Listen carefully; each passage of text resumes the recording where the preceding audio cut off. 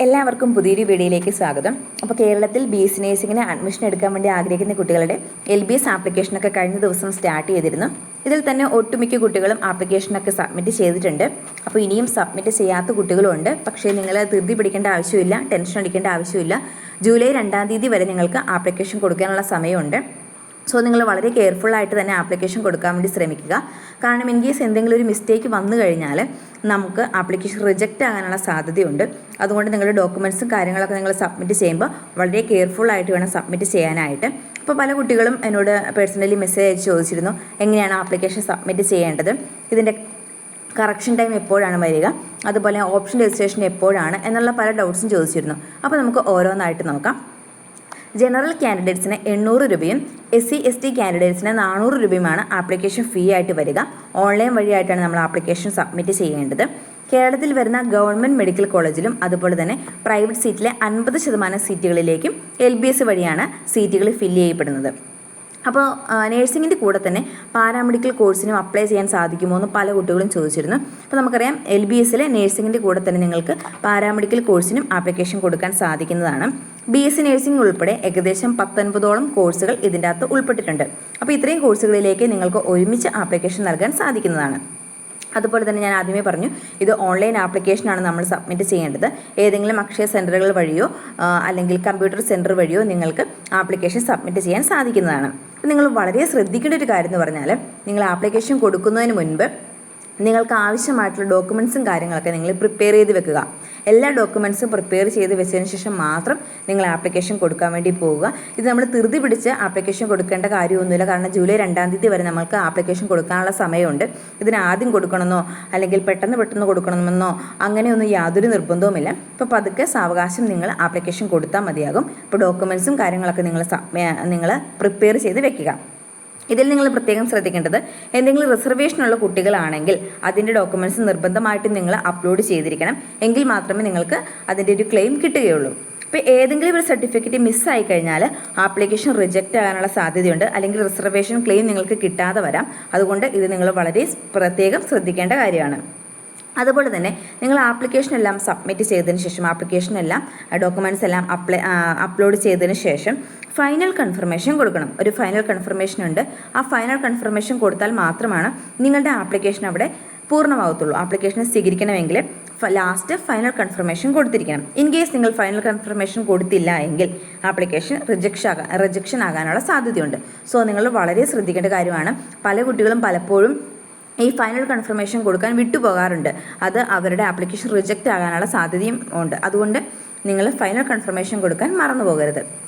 അതുപോലെ തന്നെ ആപ്ലിക്കേഷൻ കൊടുക്കുന്ന സമയത്ത് നിങ്ങൾക്ക് ആപ്ലിക്കേഷൻ നമ്പറും രജിസ്റ്റർ ഐഡിയും പാസ്വേഡും കിട്ടും. അപ്പോൾ ഇത്രയും കാര്യങ്ങൾ, അതായത് ആപ്ലിക്കേഷൻ നമ്പറും രജിസ്റ്റർ ഐഡിയും പാസ്വേഡും നിങ്ങൾ നോട്ട് ചെയ്ത് വെക്കണം, എവിടെയെങ്കിലും എഴുതി വെക്കണം. കാരണം പിന്നീട് മുന്നോട്ട് വരുന്ന പ്രൊസീജിയറുകളിൽ നമുക്ക് ഈ ആപ്ലിക്കേഷൻ നമ്പറും രജിസ്റ്റർ ഐഡിയും പാസ്വേഡും അത്യാവശ്യമായിട്ട് വരും. അപ്പോൾ നിങ്ങളിത് മറന്നു പോകരുത്.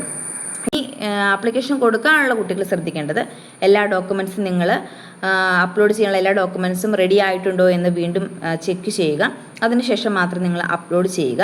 അപ്പോൾ ഇനി കറക്ഷൻ വന്നിരിക്കുന്ന കുട്ടികൾക്ക്, എന്തെങ്കിലും മിസ്റ്റേക്ക് വന്നിട്ടുള്ള കുട്ടികൾ, നിങ്ങൾക്ക് കറക്റ്റ് ചെയ്യാനുള്ള സമയം ലഭിക്കുന്നതാണ്. ആപ്ലിക്കേഷനൊക്കെ കഴിഞ്ഞതിന് ശേഷം നിങ്ങൾക്ക് കറക്ഷൻ ടൈം ലഭിക്കും. ആ സമയത്ത് എന്തെങ്കിലും മിസ്റ്റേക്ക് വന്നിട്ടുണ്ടെങ്കിൽ കറക്റ്റ് ചെയ്യാനുള്ള സമയം നിങ്ങൾക്ക് ലഭിക്കുന്നതാണ്. നിങ്ങളുടെ ഡോക്യുമെൻറ്റ്സും ഡീറ്റെയിൽസും കാര്യങ്ങളൊക്കെ LBS മാനുവലി ഓരോരുത്തരുടെയും ചെക്ക് ചെയ്യും.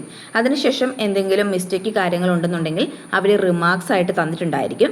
ആ സമയത്ത് നിങ്ങൾക്ക് ആ തെറ്റ് തിരുത്താനായിട്ട് സാധിക്കുന്നതാണ്.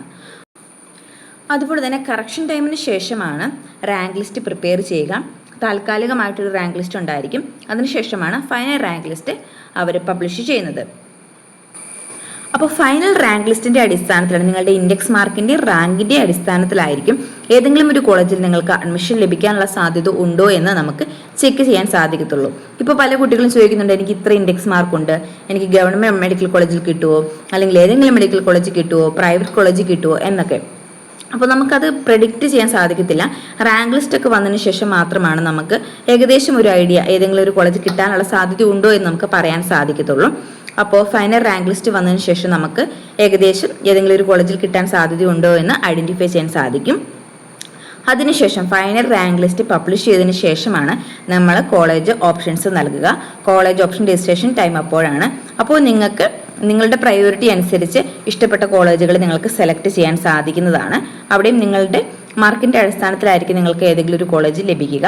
അപ്പോൾ ഇത്രയും കാര്യങ്ങളൊക്കെ നിങ്ങൾ മനസ്സിലാക്കി വെക്കുക. അതിനുശേഷമായിരിക്കും അലോട്ട്മെന്റുകൾ വരിക. First, second, third and 3 main അലോട്ട്മെന്റുകൾ ഉണ്ടായിരിക്കും. അതിന് മുൻപ് ഒരു ട്രയൽ അലോട്ട്മെന്റും ഉണ്ടായിരിക്കും. മെയിൻ അലോട്ട്മെന്റുകൾക്ക് ശേഷം പിന്നീട് സ്പെഷ്യൽ ആൻഡ് സ്പോട്ട് അലോട്ട്മെന്റുകൾ ഉണ്ടായിരിക്കും. അത് സീറ്റ് വേക്കൻസി അനുസരിച്ചായിരിക്കും. അതായത് ഓരോ കോളേജിൽ എത്ര സീറ്റ് വേക്കൻസി ഉണ്ട് എന്നതിനനുസരിച്ചായിരിക്കും പിന്നീട് വരുന്ന അലോട്ട്മെന്റുകൾ. അതും നിങ്ങളുടെ റാങ്കിന്റെ അടിസ്ഥാനത്തിൽ മാത്രമായിരിക്കും അഡ്മിഷൻ ലഭിക്കുക. അപ്പോൾ ഇത്രയും കാര്യങ്ങൾ. അപ്പോൾ മാർക്ക് കുറഞ്ഞ കുട്ടികളൊക്കെ നിങ്ങൾ LBSൽ മാത്രം ആപ്ലിക്കേഷൻ കൊടുത്തിട്ട് വെയിറ്റ് ചെയ്തിരിക്കാതെ പ്രൈവറ്റ് മാനേജ്മെൻറ്റ് അസോസിയേഷൻസായ PNC, MAC, AMC, SFNCK എന്നീ വെബ്സൈറ്റിലൂടെ നിങ്ങൾ ആപ്ലിക്കേഷൻ കൊടുക്കണം. കാരണം മാർക്ക് കുറഞ്ഞ കുട്ടികൾക്കൊക്കെ LBSൽ അഡ്മിഷൻ കിട്ടാൻ സാധ്യത വളരെ കുറവാണ്. അതുകൊണ്ട് അങ്ങനെയുള്ള കുട്ടികൾ PNC, MACലൊക്കെ ആപ്ലിക്കേഷൻ കൊടുക്കണം. എങ്കിൽ മാത്രമേ നിങ്ങൾക്ക് എവിടെയെങ്കിലും ഒരു കോളേജിൽ അഡ്മിഷൻ ലഭിക്കത്തുള്ളൂ. അതുപോലെ തന്നെ പല കുട്ടികളും ചോദിച്ചു, ഇപ്പോൾ നമ്മൾ കേരളത്തിന് പുറത്ത് ബാംഗ്ലൂർ, കർണാടക ഒക്കെ അഡ്മിഷൻ എടുക്കാൻ വേണ്ടി പോകുമ്പോൾ ശ്രദ്ധിക്കേണ്ട കാര്യങ്ങൾ എന്തൊക്കെയാണെന്നൊക്കെ. അപ്പോൾ അതിനെപ്പറ്റി ഞാൻ ഓൾറെഡി വീഡിയോ ചെയ്തിട്ടുണ്ട്. നിങ്ങളത് കോളേജിന് അംഗീകാരമുള്ളതാണോ എന്നുള്ള കാര്യങ്ങളൊക്കെ ശ്രദ്ധിച്ചിട്ട് വേണം നിങ്ങൾ അഡ്മിഷൻ എടുക്കുവാനായിട്ട്. പുതിയൊരു കോഴ്സ് സെലക്ട് ചെയ്യുമ്പോൾ അല്ലെങ്കിൽ പുതിയൊരു കോഴ്സ് പഠിക്കാൻ പോകുമ്പോൾ എല്ലാവർക്കും ഭയങ്കര ടെൻഷനും കാര്യങ്ങളൊക്കെ ആയിരിക്കും. ഒത്തിരി പേര് എനിക്ക് മെസ്സേജ് അയച്ചു, ഞാൻ ഭയങ്കര ടെൻസ്ഡാണ്, എനിക്ക് അഡ്മിഷൻ കിട്ടുമെന്ന് അറിയത്തില്ല, ഞാൻ മലയാളം മീഡിയത്തിൽ പഠിച്ചതാണ്, ഇനി അഡ്മിഷൻ കിട്ടിയാൽ തന്നെ എനിക്ക് പഠിച്ച് പാസ്സാകാൻ പറ്റുമെന്ന് അറിയത്തില്ല എന്നുള്ള ടെൻഷനൊക്കെ പലരും എന്നോട് പറഞ്ഞിരുന്നു. പക്ഷേ നിങ്ങൾ ടെൻഷൻ അടിക്കണ്ട, നമുക്ക് എല്ലാവർക്കും പഠിച്ച് പാസ്സാകാൻ പറ്റും. പക്ഷേ അത്യാവശ്യം ടഫുള്ളൊരു കോഴ്സ് തന്നെയാണ് BSc നഴ്സിംഗ് എന്ന് പറയുന്നത്. നമ്മൾ നന്നായിട്ട് ഹാർഡ് വർക്ക് ചെയ്യുക, അതോടൊപ്പം തന്നെ പ്രാർത്ഥിക്കുക, ഇങ്ങനെയുള്ള കാര്യങ്ങളൊക്കെ ചെയ്ത് കഴിഞ്ഞാൽ നമുക്ക് ഉറപ്പായിട്ടും പാസ്സാകാനായിട്ട് പറ്റും. അപ്പോൾ എങ്ങനെ നമുക്ക് പഠിച്ച് പാസ്സാകാൻ പറ്റും, എന്തൊക്കെ ടിപ്സും കാര്യങ്ങളൊക്കെയാണുള്ളത്, ഓരോ സബ്ജക്റ്റ് നമുക്ക് എങ്ങനെ പഠിക്കാൻ പറ്റും എന്നതിനെ പറ്റിയിട്ടൊക്കെ ഓൾറെഡി ഞാൻ വീഡിയോ ചെയ്തിട്ടുണ്ട്. അതുപോലെ തന്നെ എൻ്റെ 4 വർഷത്തെ ഒരു നേഴ്സിംഗ് എക്സ്പീരിയൻസും ഞാൻ വീഡിയോ ചെയ്തിട്ടുണ്ട്. അപ്പോൾ പല കുട്ടികളും ഇപ്പോൾ ഡൗട്ട്സും കാര്യങ്ങളൊക്കെ ചോദിക്കുന്നതുകൊണ്ടാണ് ഞാനിത് പറഞ്ഞത്. അപ്പോൾ നിങ്ങൾക്ക് അത് കാണാൻ ആഗ്രഹമുണ്ടെങ്കിൽ നിങ്ങളൊന്ന് പ്രീവിയസ് വീഡിയോസ് ചെക്ക് ചെയ്യുക. എങ്ങനെ നമുക്ക് പഠിക്കാൻ പറ്റും, അല്ലെങ്കിൽ എങ്ങനെ നമുക്ക് പാസ്സാകാൻ പറ്റും, എന്നെക്കൊണ്ട് പാസ്സാകാൻ പറ്റുമോ, മലയാളം മീഡിയത്തിൽ പഠിച്ച എന്നെക്കൊണ്ട് പഠിച്ച് പാസ്സാകാൻ പറ്റുമോ എന്നുള്ള ഡൗട്ട്സൊക്കെ നിങ്ങൾക്ക് ക്ലിയർ ചെയ്യാനായിട്ട് പറ്റും. അപ്പോൾ അതൊക്കെ നിങ്ങളൊന്ന് ചെക്ക് ചെയ്യുക. ഇപ്പോൾ ആപ്ലിക്കേഷൻ കൊടുക്കാനുള്ള കുട്ടികൾ നിങ്ങളുടെ ഡോക്യുമെന്റ്സും കാര്യങ്ങളൊക്കെ പ്രിപ്പയർ ചെയ്ത് വെക്കുക. ധൃതി പിടിക്കേണ്ട ആവശ്യമൊന്നുമില്ല. ജൂലൈ 2-ാം തീയതി വരെ നിങ്ങൾക്ക് ആപ്ലിക്കേഷൻ കൊടുക്കാനുള്ള സമയമുണ്ട്. അപ്പോൾ സാവകാശം നിങ്ങൾ ഡോക്യുമെന്റ്സ് എല്ലാം പ്രിപ്പയർ ചെയ്ത് വെച്ച് അതൊന്നും കൂടെ റീചെക്ക് ചെയ്യുക. എല്ലാം കറക്റ്റ് ആണോ, എല്ലാ ഡോക്യുമെന്റ്സും ഉണ്ടോ, എന്തെങ്കിലും ക്ലിയർ അല്ലാത്ത ഡോക്യുമെന്റ്സ് ഉണ്ടോ, അല്ലെങ്കിൽ എന്തൊക്കെ ഡോക്യുമെന്റ്സ് ആണ് നിങ്ങൾ റിസർവേഷനുള്ള കുട്ടികൾ അതിൻ്റെ ഡോക്യുമെന്റ്സ് ഒക്കെ നിങ്ങൾ സെറ്റാക്കി വെച്ചിട്ടുണ്ടോ, ഇങ്ങനെ കാര്യങ്ങളൊക്കെ നിങ്ങൾ ചെക്ക് ചെയ്യണം. അതിനുശേഷം മാത്രം നിങ്ങൾ ആപ്ലിക്കേഷൻ കൊടുക്കാൻ വേണ്ടി ശ്രദ്ധിക്കുക. അപ്പോൾ ഇനി എന്തെങ്കിലും ഡൗട്ട്സ് ഉണ്ടെങ്കിൽ നിങ്ങൾ കമൻസ് ആയിട്ട് ചോദിക്കുക. വീഡിയോ ഇഷ്ടമായെങ്കിൽ ഒന്ന് ലൈക്ക് ചെയ്യണേ, സപ്പോർട്ട് ചെയ്യണേ. Thank you.